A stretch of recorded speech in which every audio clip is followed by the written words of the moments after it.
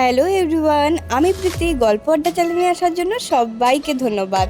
14/7/2024 আলপনাদি আমাদেরকে ছেড়ে চলে যায়। আলপনাদির মৃত্যুটা কেউ মেনে নিতে পারছিল না। রবিদা এবং আলপনাদির মা দুজনেই মানসিকভাবে অসুস্থ হয়ে পড়েছিল। আমারও ভাবতে খারাপ লাগে যে আলপনাদি আমাদের মধ্যে আর নেই, আর হয়তো আমরা কোনোদিনই কমেডি ভিডিও দেখতে পারবো না। কিন্তু এরই মধ্যে সবাই রবিদাকে দোষ কেন দিচ্ছে? আলপনাদির মৃত্যুর 7 দিনের মধ্যেই রবিদা এই লাইভ ভিডিওটি করে এবং সেখানে বলে যে আমি কোনোদিনই আর বিয়ে করতে পারবো না। তো কিছু মানুষ ভুল বুঝে ভুলভাল কমেন্ট করছে যে আলপনাদির শ্রাদ্ধ হতে না হতেই বিয়ের কথা কেন উঠবে। রবিদা তো এখানে বলতে চেয়েছিল যে রবিদা আর কোনোদিনই কাউকে ভালোবাসতে পারবে না। এই লাইভ ভিডিওতে রবিদা অনেক কথাই বলে যে 2013 সালে তাদের প্রথম দেখা হয়েছিল এবং 2017 সালে তাদের বিয়েও হয়।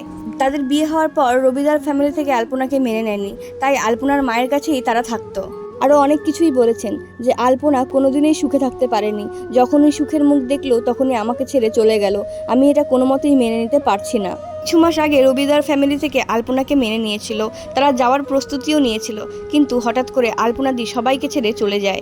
আলপনাদির মাই রবিদাকে বিয়ে করার কথা বলেছিল কোনো কৃষ্ণভক্ত কোনো মেয়েকে বিয়ে করতে, কিন্তু সেখানে নারাজ হয় রবিদা। এখানে রবিদা বলেছিল যে না, আমি এই জীবনে আর কাউকেই বিয়ে করব না, আমি তোমাকে নিয়েই থাকবো মা।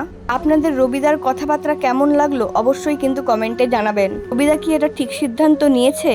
বেশিরভাগ ছেলের স্ত্রী মারা যাওয়ার পর কিন্তু তারা বিয়ে করে নয় অন্য কোনো অ্যাফেয়ারের সাথে যুক্ত হয়ে যায়, কিন্তু রবিদা কিন্তু এদিক দিয়ে খুবই ভালো।